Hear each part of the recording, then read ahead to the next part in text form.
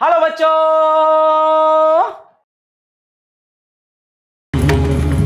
Maths माया नगरी में फिर से मैं एक बार आपको बुलाने आया हूं। फिर से इस माया जाल में एक बार ले चलने के लिए आपके बीच हाजिर हुआ हूं। नए चैप्टर की शुरुआत करेंगे। चैप्टर का नाम है रिलेशंस। ऑलरेडी मैं आप लोगों को सेट्स सिखा चुका हूं। सेट्स के साथ हमारी खूबसूरत सेटिंग हो चुकी है। नए चैप्टर की शुरुआत करेंगे रिलेशंस। बड़ा ही इंपॉर्टेंट चैप्टर है, बहुत शानदार चैप्टर है। कैलकुलस की नींव रखने में रिलेशंस एंड फंक्शंस, इन दो चैप्टर्स को सीखना बेहद जरूरी है। बेहद जरूरी है दोस्तों। रिलेशंस को मैं दो पार्ट्स में सिखाता हूं। इस सेशन में हम पार्ट नंबर 1 सीखने वाले हैं। रिलेशंस क्लास 11th के सिलेबस में भी है, क्लास 12th के सिलेबस में भी है। जो क्लास 11th के सिलेबस में रिलेशंस है वो है रिलेशंस पार्ट 1, और जो क्लास 12th के सिलेबस में रिलेशंस है वो है रिलेशंस पार्ट 2। तो इस सेशन में हम 11th क्लास के सिलेबस में जो रिलेशंस है दैट इज रिलेशंस पार्ट 1, हम उसी को सीखेंगे। तो इस सेशन में हमारा मोटिव होगा रिलेशंस पार्ट 1, और रिलेशंस पार्ट 1 का पहला टॉपिक है Cartesian product of two sets. दो सेट्स का कार्टेशियन प्रोडक्ट कैसे करते हैं, क्या होता है, सबसे पहले यह सीखना बेहद जरूरी है। उसके बाद हम रिलेशन की डेफिनेशन सीखेंगे और उससे रिलेटेड कुछ टर्म्स को सीखेंगे, और यूं करते हुए रिलेशंस पे हमारी कमांड बननी शुरू हो जाएगी। जी हां, तो चलिए आज की हम भन्नाट शुरुआत करते हैं। और सबसे पहले जानते हैं कि ऑर्डर्ड पेयर क्या होता है। यह सबसे पहले जानना बहुत जरूरी है कि ऑर्डर्ड पेयर क्या होता है। ठीक है, आपने यहां लिख दिया 2,4 यूं ब्रैकेट लगा करके, और यहां सिंपली लिख दिया 2 and 4, 2,4। ठीक है, जब आप यूं लिख देते हो इसका मतलब यह है कि आपके पास दो नंबर्स हैं, एक है 2 और दूसरा है 4। बट जब आप ब्रैकेट बंद करके 2,4 लिख देते हो इसका मतलब है कि दो नंबर्स हैं 2 and 4, और उनका जो ऑर्डर है वो भी इंपॉर्टेंट है। उनका ऑर्डर भी इंपॉर्टेंट है। जी हां, दो नंबर्स जब हम साथ लिखते हैं तो उनका ऑर्डर कई बार इंपॉर्टेंट होता है और कई बार इंपॉर्टेंट नहीं होता। जैसे कि मैं आपसे पूछता हूं कि x² - 6x + 8 = 0, आप इनके सॉल्यूशन मुझे निकाल के बताइए कौन कौन से हैं। तो इनके सॉल्यूशन जब आप निकालोगे तो x = 2 and 4 आएंगे। अगर आप x = 2 and 4 लिख दें वो भी सही है, और अगर आप x = 4 and 2 यूं करके लिख दें वो भी बिल्कुल सही है। तो यहां पे जो 2 and 4 मैंने लिखा है ये है अनऑर्डर्ड पेयर्स। क्या है ये? अनऑर्डर्ड पेयर्स हैं। ध्यान से देखें, अनऑर्डर्ड पेयर्स हैं। लेकिन इसके विपरीत अगर मैं XY सिस्टम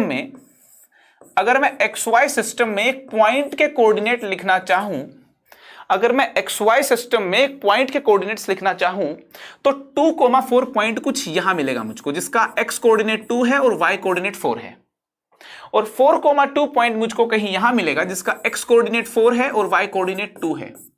आप देख सकते हैं यहां पे ये दोनों अलग पॉइंट हैं और इनके कोऑर्डिनेट्स भी अलग हैं। तो यहां पे 2,4 and 4,2 are two different things, but in this case these two things are same. तो यहां पे 2,4 के दोनों तरफ देखिए मैंने ब्रैकेट लगा दिया। तो ब्रैकेट दो पॉइंट्स के दो मेंबर्स के बीच में कोमा लगा हो और फिर ब्रैकेट लगा हो, वो तभी लगाया जाता है जब ऑर्डर्ड पेयर जब उनका ऑर्डर इंपॉर्टेंट हो, ऑर्डर्ड पेयर का डिस्कशन अपने को करना हो। तो ये है ऑर्डर्ड पेयर ऑफ 2 and 4। ठीक है ना, ऑर्डर्ड पेयर है ये क्या है? 2 और 4 का ऑर्डर्ड पेयर है। ये 2 और 4 का ऑर्डर्ड पेयर है। और यहां पे एक बात आपको समझ में आई होगी कि ब्रैकेट में 2,4 यूं लिख दें और ब्रैकेट में 4,2 यूं लिख दें, ये दो अलग चीजें हैं, ठीक है ना, ये बराबर नहीं है। बात समझ आ रही है आपको? ये दोनों अलग चीजें हैं, ये बराबर नहीं है। तो जब नंबर्स का या कोई भी दो ऑब्जेक्ट्स का ऑर्डर इंपॉर्टेंट होता है तो इस प्रकार से हम ऑर्डर्ड पेयर की फॉर्म में लिखते हैं, और जब ऑब्जेक्ट्स का ऑर्डर इंपॉर्टेंट नहीं रहता है तब हम बिना ब्रैकेट के लिखते हैं। तो ऑर्डर्ड पेयर लिखना है तो ब्रैकेट लगा करके लिखिए, और ऑर्डर इंपॉर्टेंट नहीं है, अनऑर्डर्ड पेयर अगर लिखना है तो ब्रैकेट लगाने की कोई जरूरत नहीं है। आई होप आपको ऑर्डर्ड पेयर एकदम क्लियर होगा। अब ध्यान से सुनिए जरा, मान लो कोई बोलता है आपको कि इफ x-3 एंड y-5, ये ब्रैकेट लगा दी, ऑर्डर्ड पेयर बना दिया, this ordered pair is equal to 3,9। कोई अपने को बोल दे कि ये वाला ऑर्डर्ड पेयर इस वाले ऑर्डर्ड पेयर के बराबर है, तो उसको बोलिए भैया यहां पे ऑर्डर है इंपॉर्टेंट, यहां पे ऑर्डर है इंपॉर्टेंट, ये जो x-3 है ये 3 के बराबर होगा, और ये जो y-5 है ये 9 के बराबर होगा। तो ये जो x-3 है ये 3 के बराबर होगा, और y-5 जो है ये 9 के बराबर होगा। तो कुल मिलाकर के x की वैल्यू को 6 होना चाहिए, और यहां से देख सकते हैं y की वैल्यू को 14 होना चाहिए, ठीक है ना। दो ऑर्डर्ड पेयर अगर इंपॉर्टेंट, दो ऑर्डर्ड पेयर अगर इक्वल हैं तो इक्वल दो ऑर्डर्ड पेयर तभी हो सकते हैं जब उनका ये जो इनिशियल एलिमेंट्स हैं वो आपस में बराबर हों, और पीछे वाले जो लास्ट वाले एलिमेंट्स हैं वो आपस में बराबर हों। एकदम क्लियर है? आई होप आपको ऑर्डर्ड पेयर का कॉन्सेप्ट जो है वो एकदम क्लियर हुआ होगा, ठीक है। अब अपन देखते हैं कि Cartesian product of two sets क्या होता है। अब आइए समझते हैं कि दो सेट्स का प्रोडक्ट कैसे करते हैं, दो सेट्स का प्रोडक्ट कैसे करते हैं, आई मीन कार्टेशियन प्रोडक्ट कैसे करते हैं। रेन डेस्कार्टे नाम के मैथमेटिशियन थे, उन्होंने सबसे पहले सिखाया, सबसे पहले दुनिया को बताया कि जैसे दो नंबर्स को मल्टीप्लाई कर सकते हो आप, दो रियल नंबर्स को मल्टीप्लाई कर सकते हो, प्रोडक्ट उनका निकाल सकते हो, दो वेक्टर्स को भी आप मल्टीप्लाई कर सकते हैं, उनका प्रोडक्ट निकाल सकते हैं। दो वेक्टर को भी आप प्रोडक्ट कर सकते हो, उनका ए वेक्टर डॉट बी वेक्टर भी कर सकते हैं, और ए वेक्टर क्रॉस बी वेक्टर भी कर सकते हैं। और एक चैप्टर है मैट्रिसेस, मैट्रिसेस में भी आपको देखने को मिलेगा कि दो मैट्रिक्स अगर है, मान लो ए और बी दो मैट्रिक्स हैं, तो उनका प्रोडक्ट करना भी संभव है। जिस प्रकार से दो रियल नंबर्स का प्रोडक्ट संभव है, जिस प्रकार से दो कॉम्प्लेक्स नंबर्स का प्रोडक्ट भी संभव है, जिस तरीके से दो वेक्टर्स का प्रोडक्ट भी संभव है, तो मैट्रिसेस का प्रोडक्ट भी किया जा सकता है।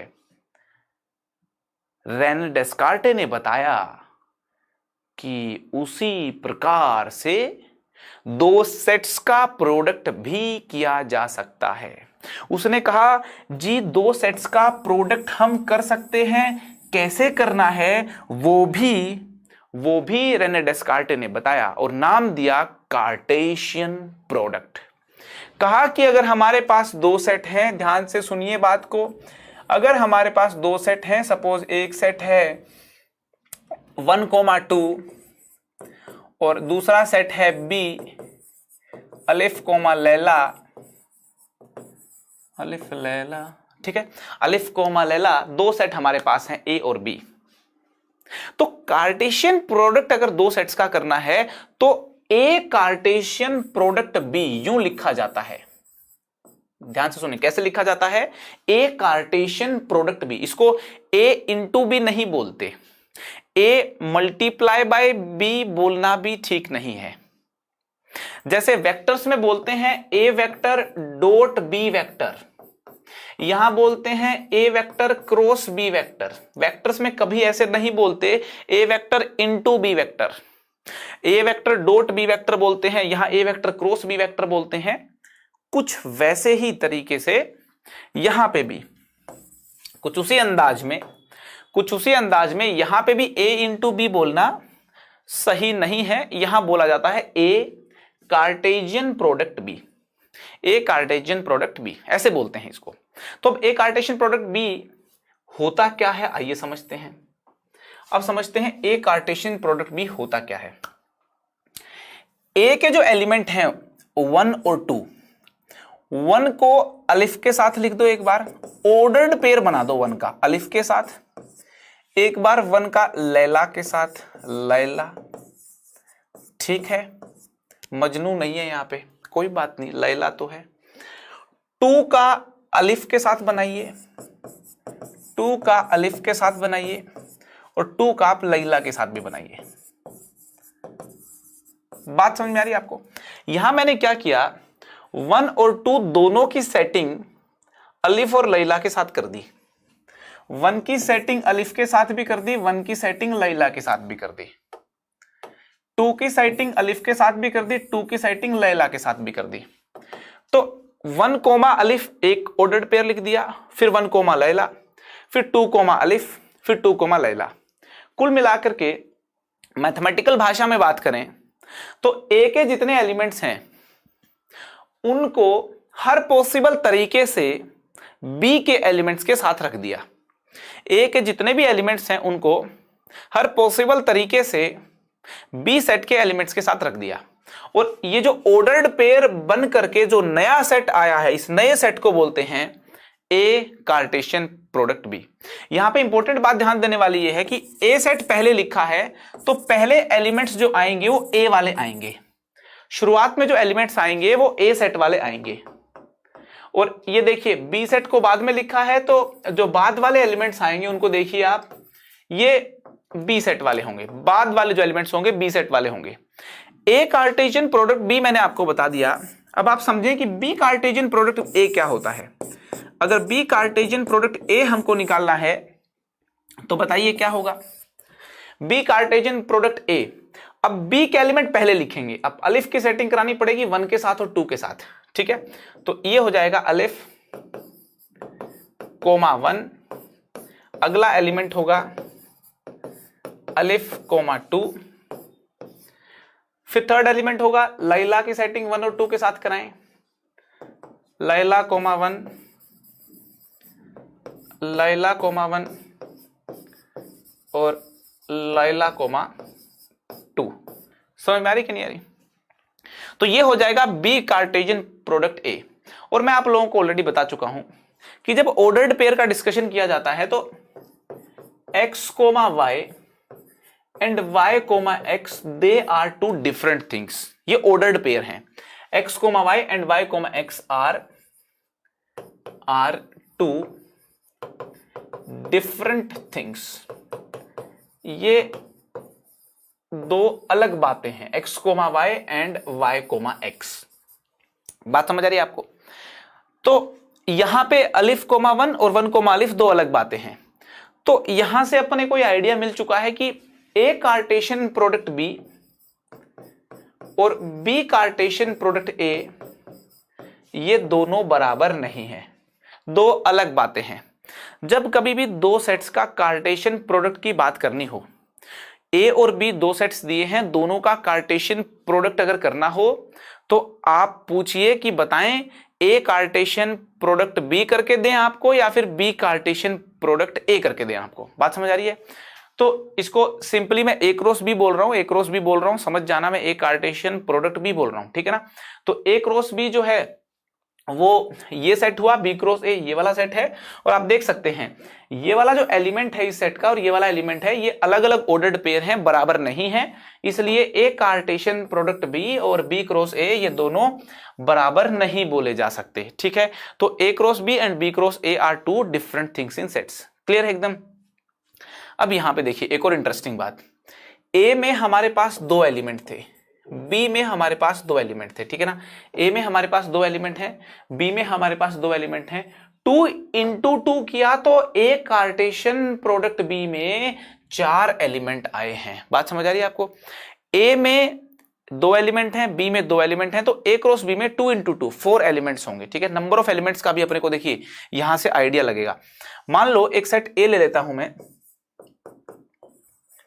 1 2 3, दूसरा सेट ले लेता हूं बी एक्स कोमा वाई, दूसरा सेट ले लेता हूं बी एक्स कोमा वाई। जल्दी से अपन लिखेंगे ए क्रॉस बी क्या होगा। ए क्रॉस बी क्या होगा? 1 कोमा एक्स, 1 को एक्स के साथ लिखेंगे, 1 को वाई के साथ लिखेंगे, फिर 2 को अपन एक्स के साथ लिखेंगे, ठीक है, फिर 2 को वाई के साथ लिखेंगे, उसके बाद 3 को एक्स के साथ लिखेंगे, 3 को y के साथ लिखेंगे। बात समझ आ रही है? तो ये बना है अपना ए कार्टेशियन प्रोडक्ट बी। अब इसमें देखिए कितने एलिमेंट्स हैं। Number of elements in A कितने थे? आप यहां देखिए, number of elements in A कितने थे? 3 थे। Number of elements in B कितने थे? बी में हमारे पास 2 एलिमेंट थे। ए में अपने पास 3 एलिमेंट थे, बी में अपने पास 2 एलिमेंट थे। तो ए कार्टेशियन प्रोडक्ट बी में कितने एलिमेंट्स हुए? Number of elements in A Cartesian product B कितने हैं? आप खुद ही बताइए। 1 2 3 4 5 6 एलिमेंट्स हैं, मतलब 3 × 2 6। ठीक है ना? तो number of elements in A Cartesian product B ये कैसे निकले? Number of elements in A Cartesian product B निकले number of elements in A into number of elements in B. Number of elements in A कितने हैं? 3। Number of elements in B कितने हैं? 2। तो multiply करके कितना आ गया? 6। तो यहां पे इंपॉर्टेंट ऑब्जर्वेशन अपनी क्या है? इंपॉर्टेंट ऑब्जर्वेशन अपनी ये है कि ए और बी में नंबर ऑफ एलिमेंट्स अगर अपने को मालूम है, ए और बी में नंबर ऑफ एलिमेंट्स अपने को मालूम है, तो ए क्रॉस बी के नंबर ऑफ एलिमेंट्स भी इजीली निकाल सकते हैं। ठीक है? और एक बात ध्यान से देखिए, ये 2 सेट ए क्रॉस बी और बी क्रॉस ए बराबर बिल्कुल नहीं है, लेकिन इनके नंबर ऑफ एलिमेंट्स बराबर हैं। इनमें नंबर ऑफ एलिमेंट्स जो हैं वो बिल्कुल बराबर हैं। यहां पे देखिए 4 एलिमेंट्स हैं, इसके अंदर भी देखिए आप 4 एलिमेंट्स हैं। तो नंबर ऑफ एलिमेंट्स जो है वो बराबर हैं। 2 सेट बराबर नहीं है, लेकिन वो नंबर ऑफ एलिमेंट्स जो हैं उन दोनों के अंदर वो बराबर हैं। तो यहां अपन बोल सकते हैं कि number of elements in A Cartesian product B, this will be equal to number of elements in B Cartesian product A. पहली बात तो ये समझनी है कि ए कार्टेशियन प्रोडक्ट बी में और बी कार्टेशियन प्रोडक्ट ए में नंबर ऑफ एलिमेंट्स बराबर होंगे, और वो किसके बराबर होंगे? वो होंगे n A into n B के बराबर। N A into n B. N A क्या है? एन ए है ए के नंबर ऑफ एलिमेंट, और एन बी क्या है? बी के नंबर ऑफ एलिमेंट्स। ठीक है? तो यहां पे देखिए ये प्रॉपर्टी समझना बहुत जरूरी है। इससे पहले हम ये देख चुके हैं कि ए क्रॉस बी और B cross A in general बराबर नहीं होता। किसी स्पेशल केस में बराबर हो जाए तो एक अलग बात है, इन जनरल बराबर नहीं होता। क्लियर है एकदम? अब ध्यान से देखिए आप कि मान लो अपन बोलते हैं कि if number of elements in A is equal to P, number of elements in B is equal to Q, तो number of elements in A cross B कितने हो जाएंगे? P इंटू क्यू हो जाएंगे। ठीक है ना? और उसी प्रकार से number of elements in B cross A भी कितने हो जाएंगे? नंबर ऑफ एलिमेंट्स कितने हो जाएंगे? Q into P. क्लियर एकदम? और यहां पे देखिए, अगर ए और बी में से कोई नल सेट हो, ए और बी में से कोई नल सेट हो, मान लो ए हमारा एक नल सेट है। ठीक है? या इसको कोई सी सेट ले लेते हैं, इसको ले लिया सी सेट। सी हमारा नल सेट है और डी हमारा कोई एक सेट है 1 2 3। अगर आप सी कार्टेशियन प्रोडक्ट डी करेंगे, अगर आप सी कार्टेशियन प्रोडक्ट डी करेंगे, तो अब इसके अंदर कोई एलिमेंट ही नहीं है, तो इसके एलिमेंट्स का इसके साथ ऑर्डर्ड पेयर बन ही नहीं पाएगा। तो सी कार्टेशियन प्रोडक्ट डी भी क्या हो जाएगा? एक नल सेट हो जाएगा। सी कार्टेशियन प्रोडक्ट डी भी एक नल सेट हो जाएगा।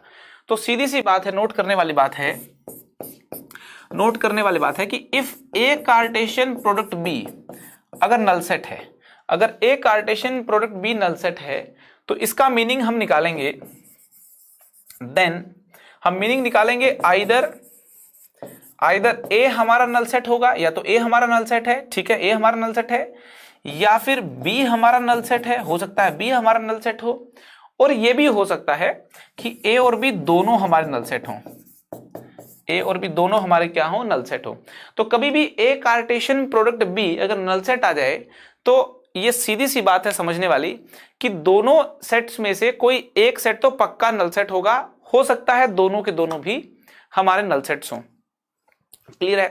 कार्टेशियन प्रोडक्ट होता क्या है? कार्टेशियन प्रोडक्ट की प्रॉपर्टीज क्या होती है? Number of elements Cartesian product के कैसे निकलते हैं? आई होप आपको सारी बातें एकदम क्लियर होंगी। राइट? मूव करते हैं आगे, मूव करते हैं आगे। कार्टेशियन प्रोडक्ट को समझने के बाद अब हमको समझना है रिलेशंस क्या होती हैं। ठीक है? कार्टेशियन प्रोडक्ट को समझने के बाद अब हमको समझना है कि रिलेशंस क्या होती हैं। समझेंगे, बिल्कुल दिल लगा के ध्यान से समझेंगे। ठीक है ना? रिलेशंस तो आप लोगों को भी मालूम होगा है ना, मेरी आपके साथ एक रिलेशन है ना, टीचर स्टूडेंट की रिलेशन है, ठीक है ना, टीचर स्टूडेंट की रिलेशन है। दो लोगों के बीच में रिलेशन हो सकती है, हो सकता है ना भी हो। उसी प्रकार से मैथमेटिक्स में भी दो नंबर्स के बीच में, दो वेरिएबल्स के बीच में, या यूं कहूं दो ऑब्जेक्ट्स के बीच में कोई रिलेशन हो सकती है, और ऐसा भी हो सकता है ना हो, और ना हो तो कोई रिलेशन डिफाइन की जा सकती है। मैं बस मोटा मोटी आपको यह बताना चाहता हूं कि जो रिलेशंस हम सीखने वाले हैं, ये हम दो ऑब्जेक्ट्स के बीच में रिलेशन क्या होती है ये सीखेंगे। मैथ्स में रिलेशन दो नंबर्स के बीच में हो सकती है, दो वेरिएबल्स के बीच में हो सकती है, एक नंबर वेरिएबल के बीच में हो सकती है, या इन जनरल दो एलिमेंट्स के बीच में हो सकती है, ठीक है। और एलिमेंट्स कहां मौजूद होते हैं? सेट्स में। एलिमेंट्स कहां मौजूद होते हैं? सेट्स में। तो मैथ्स में दो सेट्स लिए जाते हैं, ध्यान से सुनना मेरी बात को। अगर ये कहानी, इंट्रोडक्टरी कहानी अगर आपको समझ में आ गई तो रिलेशंस में कभी टेंशन नहीं होने वाली आपको, ठीक है। मान लो हमारे पास दो सेट्स हैं, ध्यान से सुनना, ये है सेट ए और ये है सेट बी। हमारे पास हैं दो सेट्स, सेट ए और सेट बी। सेट ए के जो एलिमेंट्स हैं वो हैं 1 2 3 4 एंड 5। सेट बी के जो एलिमेंट हैं वो हैं 1 2 4 9 और 10। ध्यान से देखिए, सेट ए के एलिमेंट्स को आप बिल्कुल ध्यान से देखिए, सेट बी के एलिमेंट्स को आप ध्यान से देखिए, ठीक है ना। रिलेशन अपन डिफाइन करने वाले हैं, रिलेशन डिफाइन करने वाले हैं। चलते चलते चलते चलते इस राह पे न जाने कब अलग हो जाएंगे हम।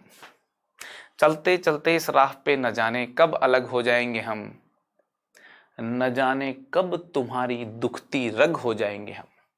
चलते चलते इस राह पे न जाने कब अलग हो जाएंगे हम, न जाने कब तुम्हारी दुखती रग हो जाएंगे हम। खैर वापस आते हैं यहां पे। सेट ए है, सेट बी है।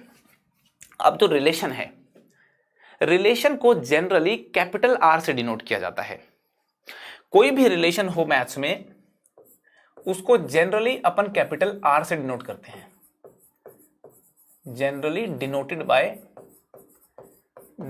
By capital R. ऐसा नहीं है कि कैपिटल आर से डिनोट करना कोई हार्ड एंड फास्ट रूल है। आप डब्ल्यू से, पी से, R1 से, R2 से डिनोट कर सकते हो, लेकिन अच्छा लगता है कैपिटल आर से डिनोट करते हैं सब लोग, तो अपन भी अगर उसी डिसिप्लिन को फॉलो करें that's good. Okay, so relation को कैपिटल आर से डिनोट किया जा सकता है। अब रिलेशन जब दो सेट्स के बीच में डिफाइन करते हैं तो वो ए से बी में भी डिफाइन हो सकती है, ए टू बी भी डिफाइन हो सकती है, ए टू बी भी डिफाइन हो सकती है, और बी से ए में भी डिफाइन हो सकती है। ये बात समझनी जरूरी है। तो रिलेशन को जनरली कैपिटल आर से डिनोट करते हैं, और रिलेशन जो है that is defined between two sets. Relations जो है, relations will be defined between two sets. दो सेट्स में रिलेशंस को हम डिफाइन करते हैं, ठीक है ना। कैपिटल आर से जनरली डिनोट करते हैं, जैसे मैंने लिख दिया यहां पे कैपिटल आर है, रिलेशन का नाम लिख दिया कैपिटल आर है, और कैपिटल आर जो रिलेशन है वो सेट ए से बी में डिफाइन की गई है। तो इसको यूं रिप्रेजेंट करते हैं, कैपिटल आर जो है वो डिफाइन की गई है, capital R is such that, ऐसे दो बिंदियां लगाते हैं पहले, capital R is such that which is defined from capital A to capital B. बात समझ आ रही है? Capital R is a relation. देखिए रीड कैसे करना है, ध्यान दीजिए, रीड कैसे करना है कि capital R is a relation, capital R is a relation, capital R is a relation such that, ये दो बिंदियां होती हैं, सच दैट का सिंबल होता है, मैंने बताया था आपको सेट्स के अंदर कि सच दैट का सिंबल होता है, ठीक है। Capital R is a relation such that it is defined from set A to B, ठीक है ना। और अगर मान लो बी से ए में मान लो एक डब्ल्यू रिलेशन डिफाइन कर दें हम, तो उसको कैसे डिनोट करेंगे? उसको डिनोट करेंगे इस प्रकार से, W is a relation such that it is defined from B to A. बात समझ में आ रही है? तो ए से बी में अगर रिलेशन डिफाइन कर रखी हो तो यू डिनोट किया जाता है R is a relation such that it is defined from set A to set B. Clear है एकदम? चलिए, डब्ल्यू को रिलेशन है वो मैंने बी से ए डिफाइन कर दी, बी से ए में भी रिलेशन डिफाइन की जा सकती है। अब ए से बी में जो रिलेशन डिफाइन की है वो रिलेशन है क्या, ये मालूम चल गया। डिनोट कैसे करते हैं ये मालूम चल गया। किन दो चीजों के बीच में मैथ्स में रिलेशन को डिफाइन किया जाता है। अब ये भी समझना होगा कि क्या है वो रिलेशन। अब मेरे और आपके बीच में एक रिलेशन है, बट वो रिलेशन क्या है? टीचर स्टूडेंट की रिलेशन है। मेरे और आपके बीच में एक आर रिलेशन है, आर रिलेशन। वो आर रिलेशन क्या है? Teacher student relation. ठीक है ना? तो यहां पे समझते हैं ए और बी में जो आर रिलेशन क्या है। ये आर रिलेशन क्या है, मान लेते हैं आर रिलेशन कुछ ऐसी है। R is a relation. देखिए, आर इज अ रिलेशन, ध्यान से सुनना, मैंने एक आर रिलेशन बनाई यहां पे। आर इज अ रिलेशन, वो कैसी रिलेशन है? आर रिलेशन में वो सारे जोड़े हैं, वो ए कोमा बी के सारे जोड़े हैं सच दैट ए बिलोंग करता है कैपिटल ए से, बी बिलोंग करता है कैपिटल बी से, और ए का स्क्वायर करने पे बी आता है। ये लिख दिया मैंने। कुछ एक बात समझनी चाहिए। सेट बिल्डर फॉर्म में लिखा है, सेट बिल्डर फॉर्म में लिखा है। मैंने आपको बताया था कि सेट्स को रिप्रेजेंट करने के 3 तरीके होते हैं, roster form, set builder form और विजुअल फॉर्म। रिलेशंस को भी रिप्रेजेंट करने के 3 तरीके होते हैं, roster form, set builder form और विजुअल फॉर्म। वही 3 तरीके जिनसे हम सेट्स को रिप्रेजेंट करते हैं, उन्हीं 3 तरीकों से हम रिलेशंस को भी रिप्रेजेंट कर सकते हैं। यहां पे मैंने रिलेशन बताई, रिलेशन क्या है। अब इस रिलेशन को रिप्रेजेंट किया गया है सेट बिल्डर फॉर्म में, मैं आपको रोस्टर फॉर्म में और विजुअल फॉर्म में भी रिप्रेजेंट करके दिखाऊंगा। ये मैंने एक रिलेशन आर, यहां पे देखिए रिलेशन आर एक डिफाइन की गई है, सेट बिल्डर फॉर्म में लिखा है, सेट बिल्डर फॉर्म में लिखा है। आइए इसको रोस्टर फॉर्म में भी लिखते हैं। जैसे ही रोस्टर फॉर्म में लिखूंगा, जैसे ही रोस्टर फॉर्म में लिखूंगा, आपको बात समझ में आ जाएगी, आपको बात समझ में आ जाएगी। और जैसे ही विजुअल फॉर्म में लिखूंगा, जैसे ही विजुअल फॉर्म में लिखूंगा, डायग्राम फॉर्म में लिखूंगा, तो बात समझ में ही समझ में नहीं, भन्नाट तरीके से समझ में आ जाएगी। बिल्कुल ध्यान से देखें, गौर फरमाइएगा, इधर बिल्कुल नजरें अपनी गड़ा लीजिए। यहां देखिए आप, मैंने यहां पे कहा है कि रिलेशन आर में वो सारे ए कोमा बी होंगे, रिलेशन आर में वो सारे ए कोमा बी होंगे सच दैट, ये सिंबल है सच दैट का, सच दैट ए हमारा कैपिटल ए से है, बी हमारा कैपिटल बी का एलिमेंट है, ए हमारा कैपिटल ए का एलिमेंट है, बी हमारा कैपिटल बी का एलिमेंट है, और ए का स्क्वायर बी के बराबर है। ए का स्क्वायर, 1 का स्क्वायर, 1 का स्क्वायर कीजिए आप, 1 का स्क्वायर किसके बराबर है? ध्यान से देखें, 1 का स्क्वायर 1 के बराबर है। ए का स्क्वायर, ए बोला गया है सेट ए के एलिमेंट्स को, ध्यान से सुनना, ए बोला गया है सेट ए के एलिमेंट्स को, सेट ए के एलिमेंट्स को बोला गया है ए। यहां पे देखिए लिखा हुआ है स्मॉल ए जो है, स्मॉल ए जो है वो कैपिटल ए के एलिमेंट्स हैं, बिलोंग करते हैं स्मॉल ए कैपिटल ए में। स्मॉल बी कैपिटल बी के एलिमेंट्स हैं, कैपिटल बी में पाए जाते हैं स्मॉल बी। स्मॉल बी जो है वो, स्मॉल बी जो है वो इस सेट के अंदर है, स्मॉल बी जो है वो कैपिटल बी सेट के अंदर है। बात समझ आ रही है आपको? स्मॉल ए जो है वो कैपिटल ए सेट के अंदर है, स्मॉल बी जो है वो कैपिटल बी सेट के अंदर है। तो स्मॉल ए स्क्वायर बी के बराबर आता है। तो ये सारे स्मॉल ए हैं, ये सारे स्मॉल ए हैं, ये सारे स्मॉल बी हैं। अब बताइए किसका स्क्वायर यहां मौजूद है? 1 का स्क्वायर 1 के साथ यहां पे देखिए रिलेशन में है 1, और 2 का स्क्वायर करेंगे तो 4 आता है, तो 2 4 के साथ रिलेशन में है, 2 4 के साथ रिलेशन में है क्योंकि 2 का स्क्वायर 4 के बराबर है। 3 जो है वो 9 के साथ रिलेशन में है क्योंकि 3 का स्क्वायर 9 के बराबर है। 4 का स्क्वायर 16 यहां पे नहीं है, तो 4 किसी भी रिलेशन में नहीं है, 5 भी किसी रिलेशन में नहीं है। तो यहां पे आपको बात समझनी है, हमारे जो रिलेशन आर है, हमारे जो रिलेशन आर है वो रिलेशन ये कहती है कि ए का स्क्वायर बी के बराबर होना चाहिए। हमें वो ए और बी बताओ, हमें वो ए और बी बताओ कि ए का स्क्वायर बी के बराबर हो, हमें वो ए और बी बताओ कि ए का स्क्वायर बी के बराबर हो। तो वो ए और बी ये हैं, A1 B1, यहां पे देखिए A1 B1, A1 B1, A2 B4, A2 B4, A3 B9, A3B9, बात समझ आ रही है? A3B9। तो देखिए 1-1 आपस में रिलेशन में है, 2-4 आपस में रिलेशन में है, और जो 3-9 है वो आपस में रिलेशन में है। बात समझ आ रही है आपको? तो यहां बोलेंगे कि 1 is related with 1, 1 is related with 1, 1 जो है 1 से रिलेटेड है, 2 जो है वो 4 से रिलेटेड है, 2 is related with 4, and 3 is related with 9, 3 is related with 9। इस बात को यूं भी लिख सकते हैं, 1 इज रिलेटेड विद 1, ऐसा भी लिख सकते हो आप। 2 इज रिलेटेड विद 4 है तो 2 इज रिलेटेड विद 4, यूं भी लिख सकते हो आप। 3 इज रिलेटेड विद 9 है, 3 इज रिलेटेड विद 9, ऐसा भी लिख सकते हो आप। ठीक है ना? ये देखिए 1 का रिलेशन 1 से है, 2 का आर रिलेशन 4 से है, 3 का आर रिलेशन 9 से है। करेक्ट एकदम। देखिए आर रिलेशन की ये जो रिप्रेजेंटेशन थी, ये है सेट बिल्डर रिप्रेजेंटेशन। ये हमने सेट बिल्डर फॉर्म में लिखा, ये हमने लिखा सेट बिल्डर फॉर्म में। इस रिलेशन को देखिए यहां पे हमने लिखा रोस्टर फॉर्म में, यहां पे रोस्टर फॉर्म में लिखा, और यहां पे भी देखिए रिलेशन है, यहां पे भी देख के मालूम चल रहा है कि 1 1 से रिलेटेड है, 2 4 से है, 3 9 से है। यहां पे भी देख के मालूम चल रहा है 1 1 से है, 2 4 से, 3 9 से है। यहां एल्जेब्रिक तरीके से मालूम चल रहा है, टेबल की फॉर्म में मालूम चल रहा है, और यहां पे तो देखिए विजुअली भन्नाट तरीके से मालूम चल रहा है कि रिलेशन हमारी क्या है।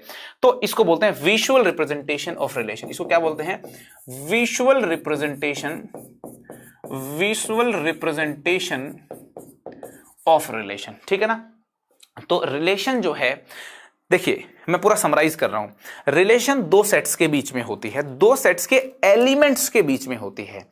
कैसी रिलेशन है वो हमें बताई जाएगी कि कैसे रिलेशन इन दो एलिमेंट्स के बीच में है। जो आप डिफाइन करोगे वही रिलेशन बन जाएगी। यहां पे मैंने डिफाइन किया है दो सेट्स के एलिमेंट्स के बीच में रिलेशन कि a स्क्वायर जो है b के बराबर होना चाहिए। ठीक है ना? ये रिलेशन यहां पे डिफाइंड थी। तो इसको देखिए यहां पे हमने सेट बिल्डर फॉर्म में लिखा, यहां रोस्टर फॉर्म में लिखा, और यहां लिखा विजुअल रिप्रेजेंटेशन यहां पे इसकी लिखी है। ठीक है ना? तो देखिए रिलेशन दो सेट्स के बीच में होती है, दो सेट्स के एलिमेंट्स के बीच में होती है। करेक्ट है? दो सेट्स के एलिमेंट्स के बीच में रिलेशन होती है, और लिखने के तीन तरीके हैं रिलेशन को। सेट बिल्डर रिप्रेजेंटेशन है, यहां पे रोस्टर रिप्रेजेंटेशन है, और यहां पे देखिए विजुअल रिप्रेजेंटेशन है। आई होप एकदम क्लियर होगा आपको। ठीक है? अब थोड़ी सी और बातें करते हैं रिलेशंस के बारे में। कुछ टर्म्स हैं जो रिलेशंस जो रिलेशंस चैप्टर में बहुत इंपॉर्टेंट हैं, वो हमको समझनी है। सबसे पहली टर्म है इमेज एंड प्री इमेज, है ना? पहली टर्म्स है इमेज एंड प्री इमेज। समझते हैं इमेज एंड प्री इमेज क्या है। हम ऐसा बोलते हैं कि 1 जो है 1 की इमेज 1 है, ये वाला जो 2 है, ये वाला 2 इसकी इमेज 4 है, ये वाला जो 3 है इसकी इमेज है 9। तो जो A के एलिमेंट्स हैं, ये रिलेटेड जिन एलिमेंट्स के साथ हैं, यहां पे 1 4 और 9, ये हुई हमारी इमेज। 1 4 और 9 ये है इमेजेस, और 1 2 एंड 3 ये है प्री इमेजेस। क्या है? Pre images. तो इमेजेस और प्री इमेजेस में आपस में रिलेशन होता है। ठीक है ना? ये रिलेटेड होती हैं आपस में। एक दूसरा डायग्राम बना लेते हैं और उसमें बहुत डिटेल में हम समझ लेते हैं। ठीक है ना? देखिए एक और डायग्राम बना लेता हूं मैं। ये हमारा सेट A है, ये हमारा है सेट B। ठीक है ना? इस डायग्राम में समझते हैं। सेट A में एलिमेंट्स हैं 1 -1, ठीक है, 0 2 एंड -2। क्लियर है? यहां पे एलिमेंट्स हैं 1 2 0 3 एंड 4। ध्यान से देखिए। करेक्ट है? A और B में रिलेशन R डिफाइन की गई है। A और B सेट्स में रिलेशन R डिफाइन की गई है। तो सबसे पहले यहां पे लिख देता हूं मैं, R is a relation such that it is defined from set A to set B। ठीक है जी? जो कैपिटल ए सेट है, कैपिटल ए सेट है उसके एलिमेंट्स को बोलेंगे small a, capital B set है उसके एलिमेंट्स को बोलेंगे small b. Small b belongs to capital B, मतलब एलिमेंट्स हैं उसके, ठीक है। अब रिलेशन आर क्या है? Relation R is such that it contains ordered pair A, B, where A belongs to capital A, B belongs to capital B, and A square equal to B। ये मैंने relation R define कर दी। इस relation को R1 का नाम दे देते हैं, मान लो क्या नाम दे देते हैं? R1 का नाम। ये रिलेशन R1 मैंने डिफाइन कर दी A से B के बीच में, ठीक है। इस प्रकार से है रिलेशन कि A सेट के जो एलिमेंट्स हैं A, उनका स्क्वायर करोगे तब जाके बी मिलेंगे, बी सेट्स के एलिमेंट मिलेंगे अपने को, ठीक है।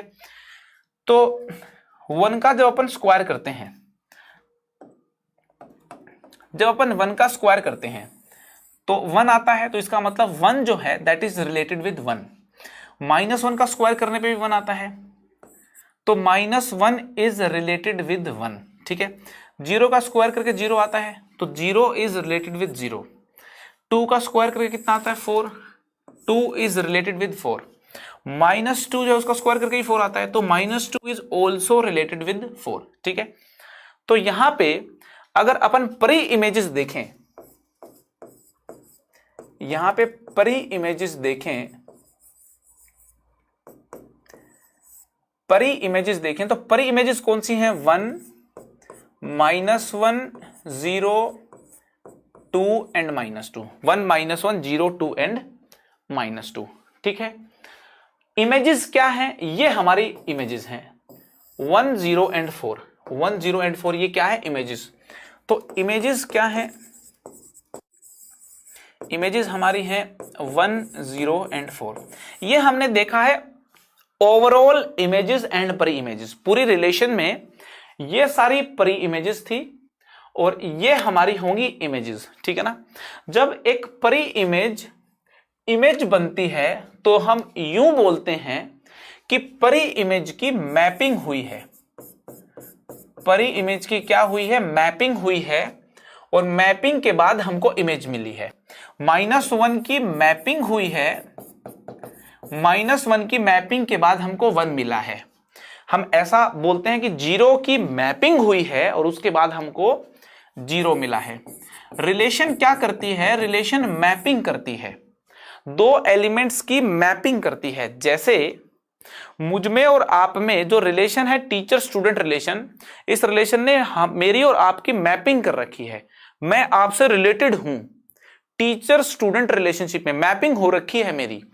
उसी प्रकार से यहां पे 0 एलिमेंट के साथ जो है मैपिंग हो रखी है। 2 की मैपिंग हो रखी है 4 के साथ, 2 की मैपिंग हो रखी है 4 के साथ। तो होता क्या है? ए सेट के एलिमेंट्स की मैपिंग होती है बी सेट्स के एलिमेंट्स के साथ और बनती है एक रिलेशन। क्या बनती है? रिलेशन। ए सेट्स के एलिमेंट्स की मैपिंग होती है बी सेट्स के एलिमेंट्स के साथ और बनती है एक रिलेशन। जो ए सेट्स के एलिमेंट्स हैं जिनकी मैपिंग हुई है उनको परी इमेजेस बोलते हैं, और जो बी सेट्स के एलिमेंट आपके सामने स्क्रीन पे हैं जिनसे मैपिंग हुई है उनको बोलते हैं इमेजेस।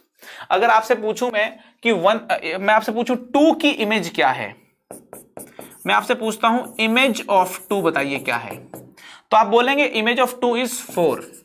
और मैं आपसे पूछता हूं कि परी इमेज क्या है 4 की,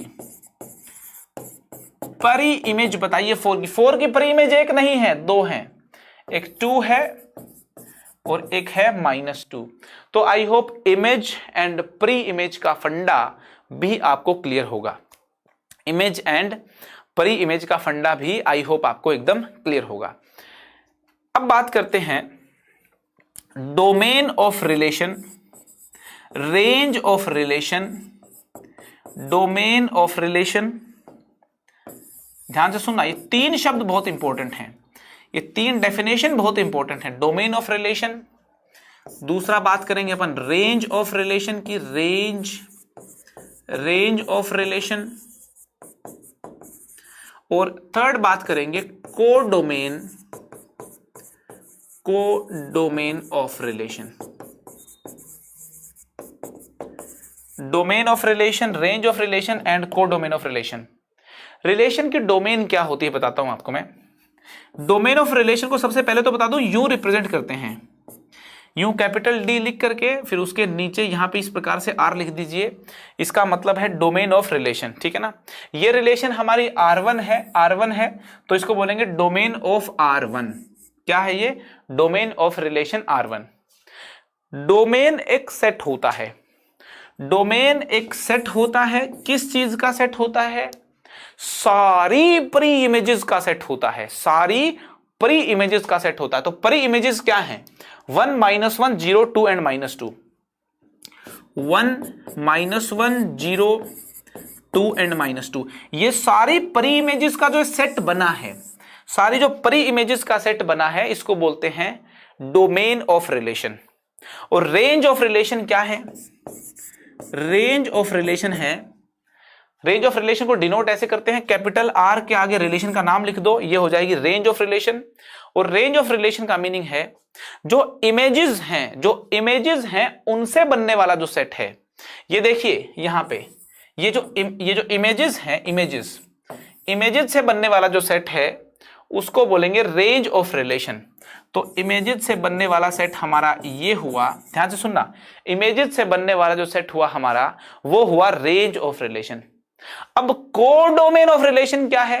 पहले बता दूं आपको कि जो कोडोमेन ऑफ रिलेशन है उसको डिनोट करते हैं इस प्रकार से, कोडोमेन ऑफ रिलेशन को इस प्रकार से डिनोट करते हैं, ठीक है।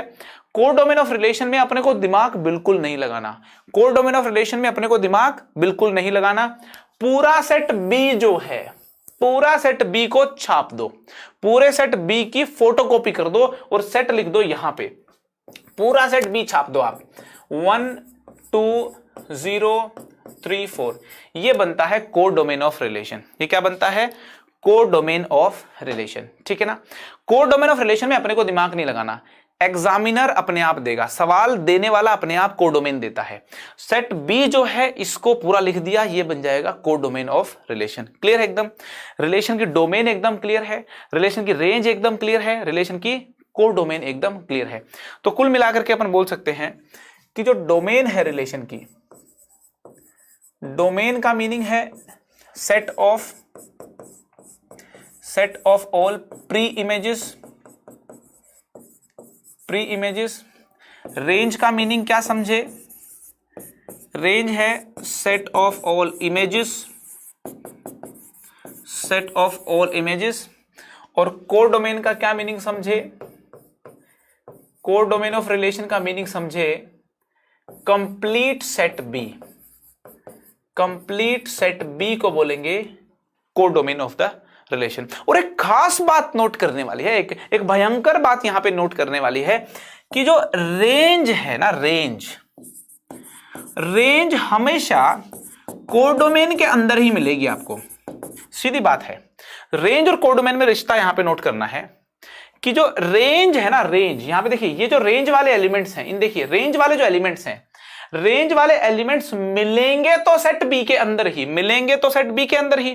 तो जो रेंज वाले एलिमेंट्स हैं उनसे रेंज वाले एलिमेंट्स को बोलेंगे कि भाई वो बी सेट का ही पार्ट है। तो इसका मतलब ये हुआ कि जो रेंज है वो कोडोमेन का ही एक सबसेट होगी, वो कोडोमेन का ही एक सबसेट होगी और कोडोमेन के बराबर भी हो सकती है, कोडोमेन के बराबर भी हो सकती है।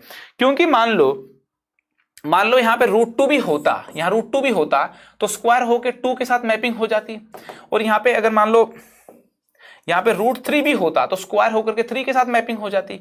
तो अगर रेंज में भी सारे एलिमेंट्स आ जाएं तो कोडोमेन और रेंज क्या हो जाएंगी? बराबर हो जाएंगी। अदरवाइज कोडोमेन जो है वो रेंज से छोटी रहेगी, सबसेट रहेगी। ये एक इंपॉर्टेंट बात अपने को नोट करनी है। क्लियर एकदम? रेंज जो है that is a subset of codomain, ठीक है। Range is a subset of codomain. लिख देता हूं यहां पे मैं, range is a subset of codomain. Range जो है वो कोडोमेन का ही एक सबसेट होता है। क्लियर है? सो आई थिंक आपको जो रिलेशन है वो समझ में आ चुकी है क्या होगी। दो सेट्स के बीच में होती है रिलेशन, ठीक है ना। रिलेशन में इमेज, परी इमेज, डोमेन, कोडोमेन, रेंज की पूरी कहानी आई होप आपको समझ में आई होगी, ठीक है। अब देखिए आपको एक और शानदार बात बताता हूं। रिलेशन और कार्टेशियन प्रोडक्ट में एक रिश्ता होता है। रिलेशंस और कार्टेशियन प्रोडक्ट, रिलेशंस और कार्टेशियन प्रोडक्ट में एक खास किस्म का रिश्ता होता है, वो समझना है। रिलेशंस और कार्टेशियन प्रोडक्ट में क्या रिश्ता होता है मैं आपको समझाता हूं। पहली इंपॉर्टेंट बात, कार्टेशियन प्रोडक्ट भी दो सेट्स के बीच डिफाइन होता है। यहां बना लेता हूं मैं। जो कार्टेशियन प्रोडक्ट है, ध्यान से देखें, कार्टेशियन प्रोडक्ट दो सेट्स के बीच में डिफाइन होगा। यहां मान लो ए है, यहां बी है, तो कार्टेशियन प्रोडक्ट दो सेट का होगा। और जो रिलेशन है, यहां बना लेते हैं, वापस से दो सेट को फोटोकॉपी कर लेते हैं फिर से। रिलेशन भी दो सेट्स के बीच में होती है, ठीक है। अब दो सेट्स ले लेते हैं, मान लो दो सेट्स ले लेते हैं, मान लो अपन एक ले लिया सलमान, ठीक है, विवेक, सलमान विवेक एंड ले लेते हैं अपन Don, Salman Vivek and Don, ठीक है। तीसरा ले लेते हैं सेट बी ले लेते हैं ऐश्वर्या, ऐश्वर्या एंड हनी सिंह, ठीक है, हन्नी भाई। सलमान विवेक डॉन, और बी सेट ले लिया ऐश्वर्या एंड हनी, ठीक है ना। सेट ए क्या है, सलमान विवेक डॉन, बी सेट क्या है, ऐश्वर्या एंड हनी, यो हनी सिंह। सो अब देखिए, सेट ए और बी का कार्टेशियन प्रोडक्ट आप बनाइए, वो क्या होगा। ए और बी का जब कार्टेशियन प्रोडक्ट आप बनाएंगे तो एस के साथ सब कुछ लिखना पड़ेगा, एस के साथ ए भी लिखना पड़ेगा, सलमान के साथ ऐश्वर्या भी, अब नहीं तो कभी तो थी ही, ठीक है। एस ए, फिर एस एच, ठीक है, फिर वी ए, विवेक ऐश्वर्या, याद आया होगा कुछ, फिर वी एच, ठीक है, फिर डी ए, उसके बाद डी एच, ठीक है। तो यहां पे देखिए, कार्टेशियन प्रोडक्ट जब लिखा मैंने, ए क्रॉस बी लिखा, तो सारी पॉसिबिलिटी लिख दी मैंने। ए के जो एलिमेंट हैं वो बी के साथ, बी के एलिमेंट्स के साथ जो भी ऑर्डर्ड पेयर बना सकते थे वो मैंने सारा लिख दिया, ठीक है ना। एक कार्टेशियन प्रोडक्ट बी हमारा ये आएगा, आपके सामने है। अब इन दो सेट्स के बीच में मैं रिलेशन डिफाइन करता हूं। मैंने एक रिलेशन डिफाइन की, रिलेशन आर मैंने डिफाइन की, ठीक है ना। ये रिलेशन आर डिफाइन कर दी, ठीक है ना। एस ए के साथ मैप हो रखा है, वी भी ए के साथ मैप हो रखा है, ठीक है। और डी और एच की आपस में मैपिंग है, डॉन हनी सिंह के साथ मैप्ड है, और सलमान और विवेक जो है वो ऐश्वर्या के साथ यहां पे मैपिंग उनकी हो रखी है। बात समझ आ रही है आपको? समझ में आ रही है कि नहीं आ रही? तो देखिए, यहां जो रिलेशन मैंने बनाई है, ये रिलेशन में कौन से एलिमेंट्स हैं, s comma a, v comma a, d comma h. ध्यान से सुनना मेरी बात को, s comma a, v comma a and d comma h. ये मैंने एक रिलेशन आर बना दी। कोई दूसरी रिलेशन बनाना भी संभव है, यहां पे कोई डब्ल्यू रिलेशन भी बना सकते हो आप इनके बीच में एक डब्ल्यू रिलेशन भी डिफाइन कर सकते हो। कोई दूसरे रिलेशन जिसमें एस ए के साथ रिलेटेड है, मान लो वी एच के साथ रिलेटेड है, या कोई और प्रकार के रिलेशन। मैं ये कहना चाहता हूं, आप कोई भी रिलेशन बना लीजिए। ध्यान से सुनना, अब की जो बात है वो एकदम तहस नहस करेगी सब चीजों को। बड़ी शानदार बात बोलने वाला हूं, पूरी बात ध्यान से समझना। मैं बोल रहा हूं कि आप ए और बी के बीच में कोई भी रिलेशन बना लो, आप ए और बी के बीच में कोई भी रिलेशन बना लो, वो रिलेशन हमेशा ए क्रॉस बी का सबसेट होगी। कोई भी रिलेशन बना लीजिए आप ए और बी के बीच में, वो हमेशा ए क्रॉस बी का सबसेट पक्का होगी। क्योंकि ए क्रॉस बी ऐसा सेट है जिसमें सेट ए के एलिमेंट्स की सेट बी के एलिमेंट्स के साथ मैप होने की सारी पॉसिबिलिटीज लिखी हुई हैं। रिपीट कर देता हूं, ए क्रॉस बी ऐसा सेट है जिसमें ए के एलिमेंट्स की बी के एलिमेंट्स के साथ मैप होने की सारी पॉसिबिलिटीज लिखी हुई हैं, सारी पॉसिबिलिटीज लिखी हुई हैं। तो जो भी रिलेशन बनेगी ए और बी की, जैसी भी मैपिंग होगी, सारी पॉसिबिलिटीज का ही एक पार्ट होगी। तो मैं आपसे ये कहना चाहता हूं कि any relation, very important statement, any relation are defined from A to B is a subset of A Cartesian product B। ध्यान से सुनना इस बात को। any relation R which is defined from A to B is a subset of A Cartesian product B। Clear है एकदम। कोई भी रिलेशन होगी ए और बी के बीच में, वो ए क्रॉस बी का ही सबसेट होगी, क्योंकि ए क्रॉस बी में सारी पॉसिबिलिटीज कवर कर ली। ए सेट्स के जो एलिमेंट हैं, बी सेट्स के जो एलिमेंट हैं, वो आपस में जितने भी प्रकार से मैप हो सकते हैं, उसकी सारी पॉसिबिलिटी ए क्रॉस बी में लिखी जाती हैं। कोई भी रिलेशन बनाइए, वो ए क्रॉस बी का तो सबसेट आना ही आना है। क्लियर है। एक बात तो ये समझ में आनी चाहिए आपको। दूसरी बात, मुझे बताएं कि if number of elements in A अगर p होंगे, number of elements in b अगर q होंगे, a में p एलिमेंट्स हैं, b सेट में q एलिमेंट्स हैं, तो a क्रॉस b में कितने एलिमेंट्स होंगे? मैंने भी थोड़ी देर पहले बताया था, a क्रॉस b में होंगे p इंटू q एलिमेंट्स। ठीक है ना। ये जो a क्रॉस b सेट है, इसमें p इंटू q एलिमेंट्स होंगे। तो मुझे बताएं कि टोटल नंबर ऑफ सबसेट्स जो हैं, टोटल नंबर ऑफ सबसेट्स कितने पॉसिबल हैं ए क्रॉस बी के? ए क्रॉस बी के टोटल नंबर ऑफ सबसेट्स जो पॉसिबल हैं वो हैं 2 की पावर p इंटू क्यू। ए क्रॉस बी में जितने एलिमेंट्स हैं उसको 2 की खोपड़ी पे रख दो आप। अगर ए क्रॉस बी के नंबर ऑफ एलिमेंट्स आप 2 की खोपड़ी पे रख दोगे तो क्या निकल के आ जाएंगे? ए क्रॉस बी के टोटल नंबर ऑफ सबसेट्स निकल के आ जाएंगे। और गौर फरमाइएगा कि सबसेट्स ए क्रॉस बी के जो होते हैं उन्हीं को रिलेशन बोला जाता है। ए क्रॉस बी के जो सबसेट्स हैं उन्हीं को रिलेशन बोलते हैं। यहां पे ए क्रॉस बी का ये एक सबसेट है, ये एक रिलेशन है। कोई दूसरा सबसेट होता दूसरी रिलेशन होती, कोई तीसरा सबसेट होता तीसरी रिलेशन होती, चौथा सबसेट होता चौथी रिलेशन होती।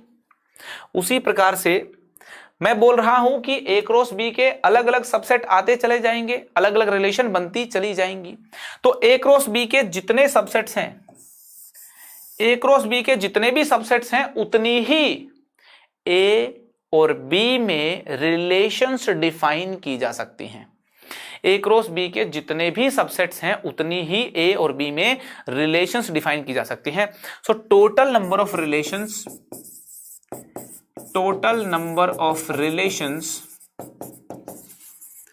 that can be defined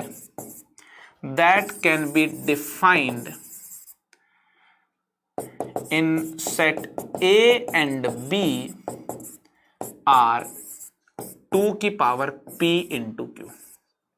ये फॉर्मूला अपने को नोट करना है, very important.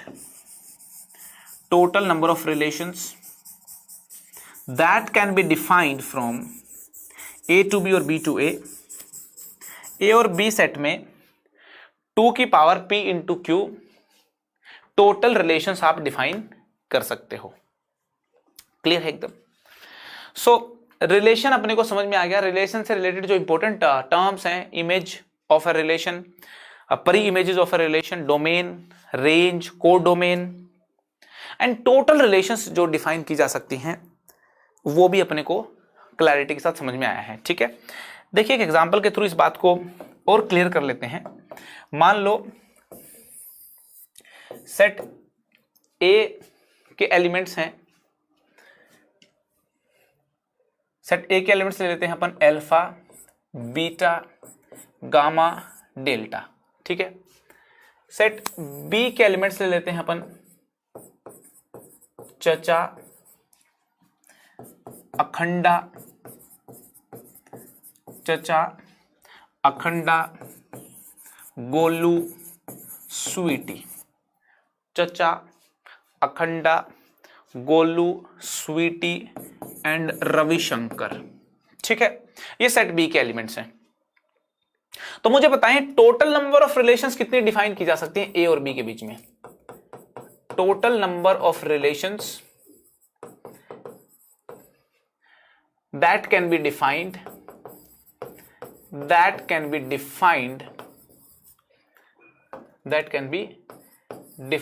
in set A and B। Set A और B में टोटल कितने रिलेशन डिफाइन की जा सकते हैं?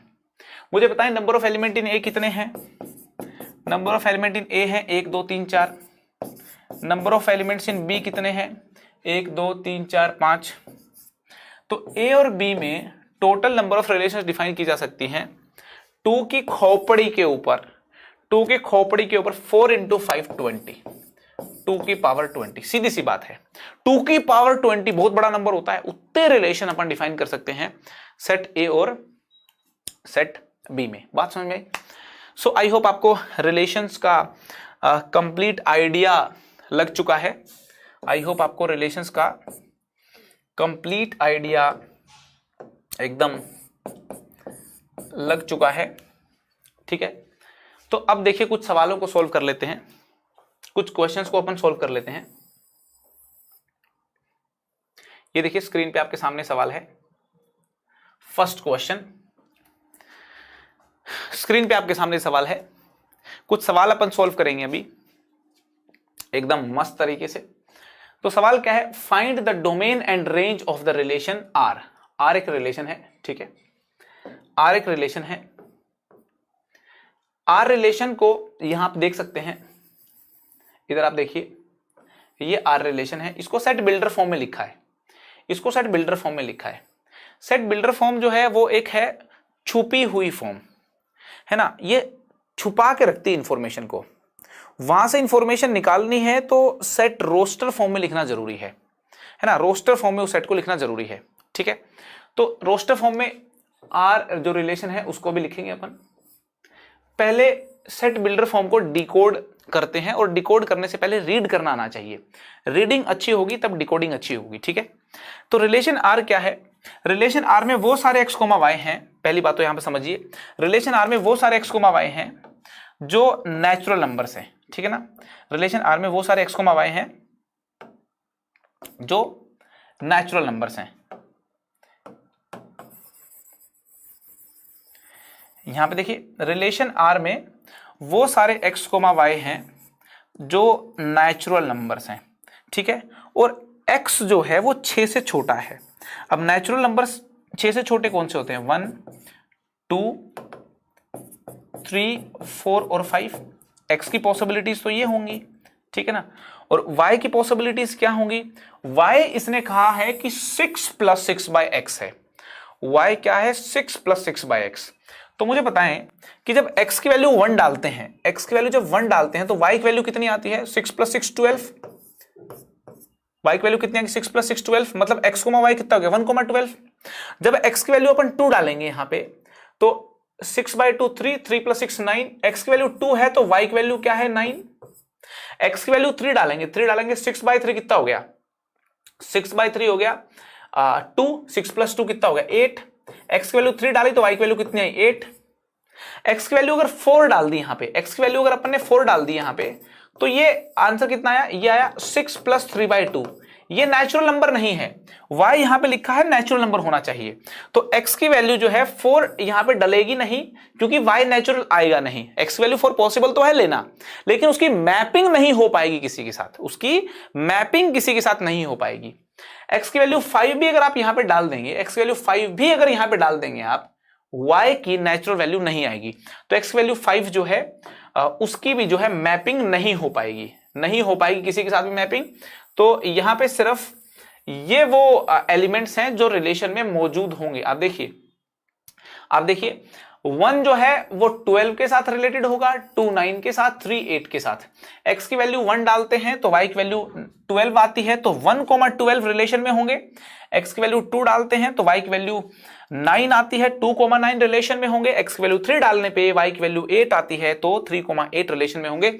सवाल में पूछा है find the domain and range of the relation. Domain क्या है? परी इमेजेस का सेट। डोमेन है परी इमेजेस का सेट। अब देखिए ये 1 2 3 ये परी इमेजेस हैं, तो domain of the relation is a set which contains 1, 2, 3। Range of a relation ये है इमेजेस का सेट, जिसके अंदर होगा 12, 9, 8। 12, 9, 8। डोमेन और रेंज निकालना बड़ा इजी होता है। अगर आपको सेट बिल्डर फॉर्म में, ध्यान से देखें, सेट बिल्डर फॉर्म में रिलेशन दी जाए तो रोस्टर फॉर्म में उसको लिखिए। पहले रोस्टर फॉर्म में आप उसको लिखिए। रोस्टर फॉर्म में लिखने के बाद आपको तुरंत समझ में आ जाएगा परी इमेजेस कौन सी हैं, परी इमेजेस का जो सेट होगा डोमेन होगा और जो इमेजेस का जो सेट है वो क्या होगा? रेंज होगा। ठीक है, DR का मतलब है डोमेन ऑफ रिलेशन। ठीक है, बहुत शानदार शुरुआत क्वेश्चन सॉल्विंग के साथ हुई है। कंप्यूटर जी स्क्रीन पे next question, find x and y if this quantity is equal to this quantity then find x and y। बड़ा सिंपल सवाल है। लेफ्ट हैंड साइड एक ऑर्डर्ड पेयर है, राइट हैंड साइड भी एक ऑर्डर्ड पेयर है। तो 4x + 3 को 3x + 5 के बराबर होना चाहिए। 4x + 3 को 3x + 5 के बराबर होना चाहिए। 3x को लेफ्ट में लेकर के गया, 4x - 3x = 3 को राइट में लेकर के गए, 5 - 3 x = 2 होना चाहिए। यहां पे जो y है वो हो जाएगा -2 के बराबर। ठीक है, इसने पूछा था x और y बताओ, x हमारा 2 होगा, y हमारा -2 होगा। बहुत ही सिंपल सवाल है। ऑर्डर्ड पेयर हैं ये, दो ऑर्डर्ड पेयर आपस में बराबर होंगे अगर इनके इनिशियल एलिमेंट्स और इनके जो लास्ट वाले एलिमेंट्स हैं वो क्या हो? बराबर हो। क्लियर है एकदम। मूव करते हैं अगले सवाल के ऊपर। नेक्स्ट क्वेश्चन स्क्रीन पे आपके सामने है। ठीक है, क्वेश्चन को पहले अच्छे से रीड कर लें, और उसके बाद अपन सॉल्व करेंगे। देखिए सवाल क्या है, इस ए इज अ सेट, ए कोई सेट है, फिर आगे लिखा बी सेट है। ये देखिए ए सेट यहां पे लिखा है, यहां पे बी सेट है। बोला है कि स्मॉल ए कैपिटल ए के एलिमेंट्स हैं, स्मॉल बी कैपिटल बी के एलिमेंट्स हैं। Find the set of ordered pairs, find the set of ordered pair, वो ऑर्डर्ड पेयर्स बताओ such that A is a factor of B and A is less than B। A is a factor of B and A is less than B। भाई visually करते हैं सवाल को, visual representation का प्रयोग करेंगे और सवाल को सोल्व करेंगे। सेट A हमारे पास है, सेट B हमारे पास है। सेट A में है 2 4 6 9, सेट B में है 4 6 18 27 एंड 54। सेट ए के जो एलिमेंट्स हैं उनको स्मॉल ए बोला गया है, सेट बी के एलिमेंट्स को स्मॉल बी बोला गया है। ठीक है, इसने कहा जो ए जो है वो बी का फैक्टर होना चाहिए, ऐसे भी बताओ। ठीक है, मुझे बताओ 2 4 का फैक्टर है क्या?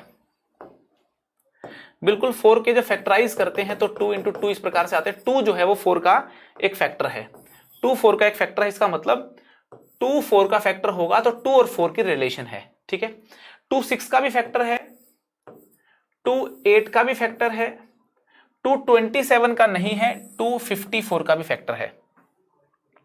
ठीक है, तो ऑर्डर्ड पेयर क्या हुए? 2, 4, 2 6 के साथ भी रिलेशन में है, 2 18 के साथ भी है, 2 54 के साथ भी है। ठीक है, अब 4 की बारी आती है। 4 का एक फैक्टर है, ठीक है, 4 6 का नहीं है, 18 का नहीं है, और 4 जो है वो 54 का भी नहीं है। तो 4 सिर्फ 4 के साथ रिलेशन में है, 4 सिर्फ 4 के साथ रिलेशन में है। ठीक है, 6 की बारी आती है। 6 6 के साथ रिलेशन में है, 6 18 के साथ रिलेशन में है, और 6 जो है वो 54 के साथ रिलेशन में है। 6 जो है 54 का फैक्टर है, तो 6,6, 6,18, 6,54, ठीक है, ये सारे रिलेशन में है। 9 को देखिए, 9 की 18 के साथ रिलेशन है, 9 की 27 के साथ है और 9 की 54 के साथ है, तो 9,18, 9,27 एंड 9,54। बात समझ आ रही है? सवाल में पूछा था वो हमें बताओ ऑर्डर्ड पेयर, ऑर्डर्ड पेयर्स हमको बताने थे, सेट बताना था ऑर्डर्ड पेयर का, तो ये बन गया सारे ऑर्डर्ड पेयर का सेट जो किस कंडीशन को फॉलो करते हो, a is a factor of b and a is less than b। यहां पे a लेस देन b लिखा है, तो a लेस देन b लिखा है, तो यहां पे देखिए a और b बराबर है, इसको रब करना पड़ेगा, इसको हटाना पड़ेगा।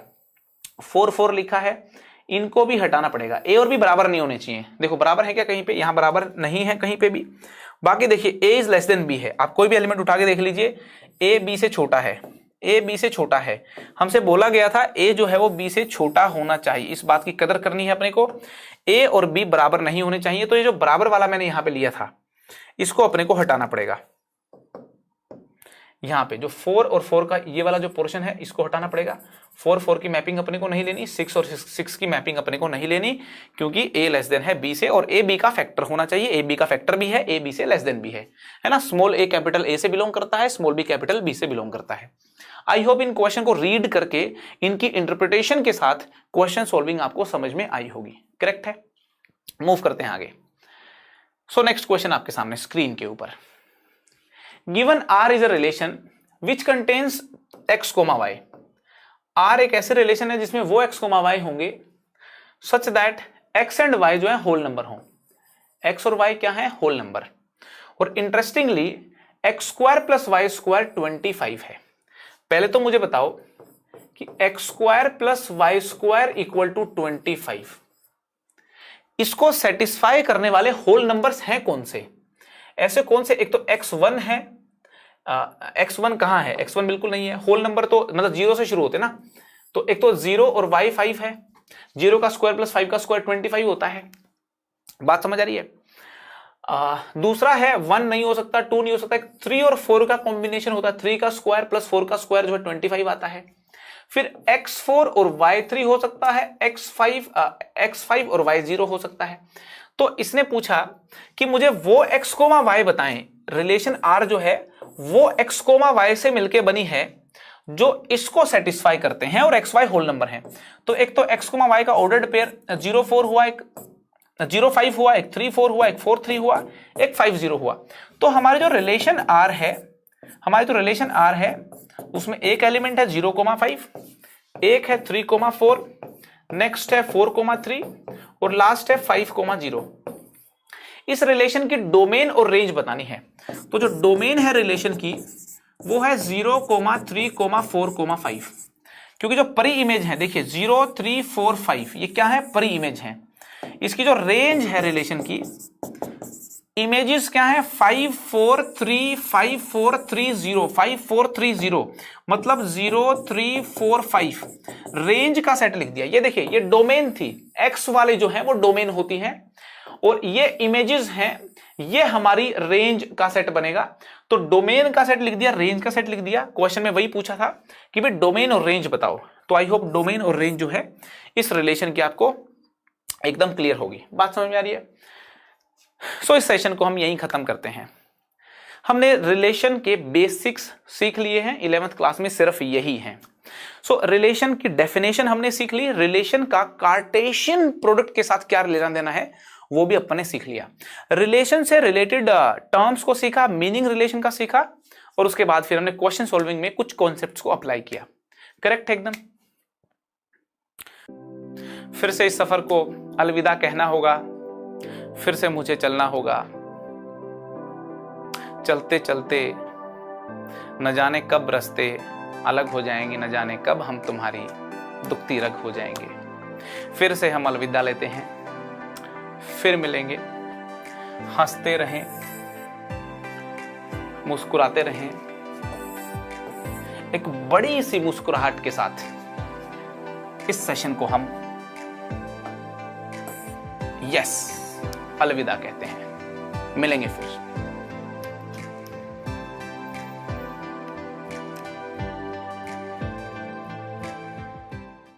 पढ़ाई करते रहें। All the very best.